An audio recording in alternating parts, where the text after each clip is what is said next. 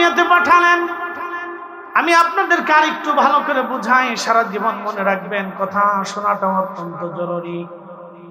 একজন লোক মাঝে মধ্যে নামাজ পড়ে, মাঝে মধ্যে পড়ে না, কিন্তু লোকটার টাকা হালাল, খাবার হালাল, পোশাক হালাল, পানি হালাল।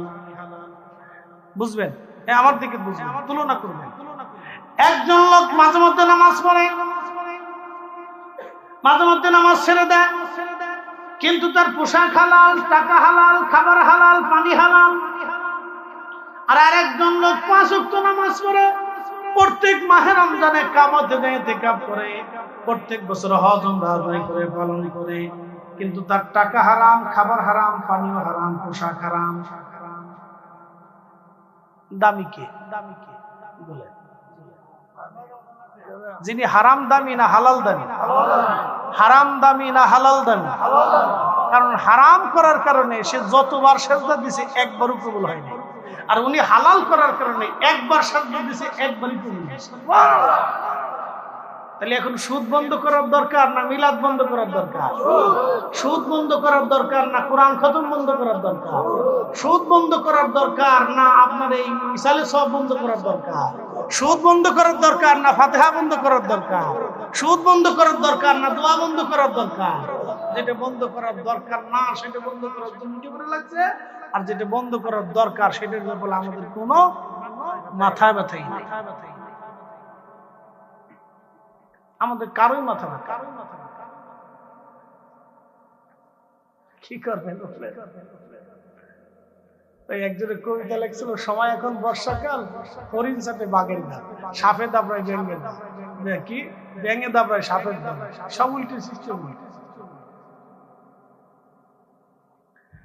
প্রিয় উপস্থিতি, মনোযোগ দিবেন। হাজিরিন, বুঝে যাওয়াটা জরুরি। রব্বুল আলামিন পৃথিবীতে আমাদেরকে পাঠাইলেন কেন? সৌন্দর্য আল্লাহ দিলেন কেন? কিসের জন্য এত সৌন্দর্য দিলেন? আয়া রব্বুল আলামিন একবার জোরে বলা যাবে কি মারহাবা? মানুষ এবং জিন দুইটা জাতিকে পৃথিবীতে সৃষ্টি করলাম আমার গোলামি, ভিন্ন কোনো উদ্দেশ্য, শুধু আল্লাহর গোলামি। মানব এবং জিন দুইটা জাতি আল্লাহ বানাইলেন আল্লাহর সৃষ্টিতে গোলামি করার জন্য। আমাদের কাজ হচ্ছে পৃথিবীতে আল্লাহর গোলামি করে দেওয়া, আল্লাহর হুকুমগুলি নিজেদের জীবনে মেনে দেওয়া, এটাই আমাদের কাজ। ভিন্ন কোনো কাজ আল্লাহ আমাদেরকে দেন নাই। এই জন্য দুনিয়াতে বুদ্ধিমান যারা, তারা আল্লাহর গোলামি করে তারা কবরে যায়, যারা বুদ্ধিমান তারা আল্লাহর গোলামি করে যায়। বন্ধু, পৃথিবী থেকে আমরা অবশ্যই কবরে চলে যাব। এই পৃথিবীতে থাকার আমাদের কোনো সুযোগ নাই, অবশ্যই আমরা থাকবো না। বহু রাজা বাচ্চারা ছিল, তারা কবরে চলে গেছে, তাদের কবর আজ নিশ্চিহ্ন হয়ে গেছে। তাদের কবরে কুকুর পেশাব করে, তাদের কবরে ঘাস তরুলতা পাতা জন্ম হয়েছে, তাদের কবর নিশ্চিহ্ন হয়েছে। তারা যে রুমের মধ্যে থাকতো সেই রুমে এখন চামচিকে তেলা পোকা থাকে। কথা ঠিক আছে না ভাই? মাঝে মধ্যে জমিদার বাড়িতে যান, যে দাঁড়ায় চিন্তা করবে না, যেই বাড়িতে কোলাহল ছিল, ঢুকার জন্য কতজন আগ্রহ হয়ে সামনের উপর দাঁড়িয়ে থাকতো, অনুমতি না হলে ঢুকতে পারতো না। আজকে এই বাড়ির ভিতরে ব্যাঙে দৌড়ায়, সাপে দৌড়ায়, কুত্তা দৌড়ায়, পেশাব করে, বাথরুম করে, পায়খানা করে। এটি আল্লাহর বিচার। কথা বলেন ঠিক কিনা? ওই সমস্ত প্রাসাদগুলিতে একসময় জুলুম হতো, সেই জুলুমের কারণে আজকে প্রাসাদ নিশ্চিহ্ন হয়েছে, সব শেষ হয়েছে, কিচ্ছু নেই। কিন্তু বলেন, শাহজালাল ইয়ামানি মুজাদ্দিদের রাজত্ব আছে না নাই? হুজুর গাউসে পাকের রাজত্ব আছে না নাই? এই সাম্রাজ্য নাই, মুকুট নাই, আপনার কি বলে অর্থবিত্ত লাগে না, এমনিতে চলতেছে চলতেছে চলতেছে চলতেছে। কোটি কোটি কোটি কোটি মানুষ এখন হুজুর গাউসে পাকের মহব্বত করে, দুয়ার ভিতরে হুজুর গাউসে পাকের নাম নেয়।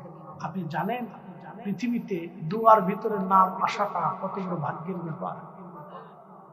কোটি কোটি মুসলমান দুয়াতে এই আলেমদের নাম। কথা বলেন ঠিক কিনা? বাংলাদেশে বহু বক্তা কবরে চলে গেছে না? কয়জনের নাম বক্তব্য মাঝে হয় বলেন তো? নাম নেই যে আল্লাহ অমুক বক্তা কবরে গেছে, মাফ করে দিন। কয়জন আলেমের নাম বাংলাদেশে হাত তুলে দোয়া করে আল্লাহ অমুক আলেম কবরে গেছে, তার কবরে সব পাঠাও? কয়জন হয়?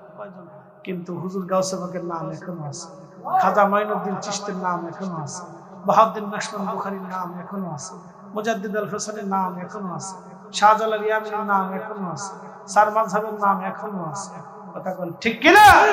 কিয়ামত পর্যন্ত থাকবে। কথা বলেন ঠিক কিনা? এর কারণ কি? তারা আল্লাহকে খুশি করছে। কাকে? আল্লাহকে। একসাথে বলেন কাকে? আল্লাহকে। তারা কার গোলামি করেছে? আল্লাহ।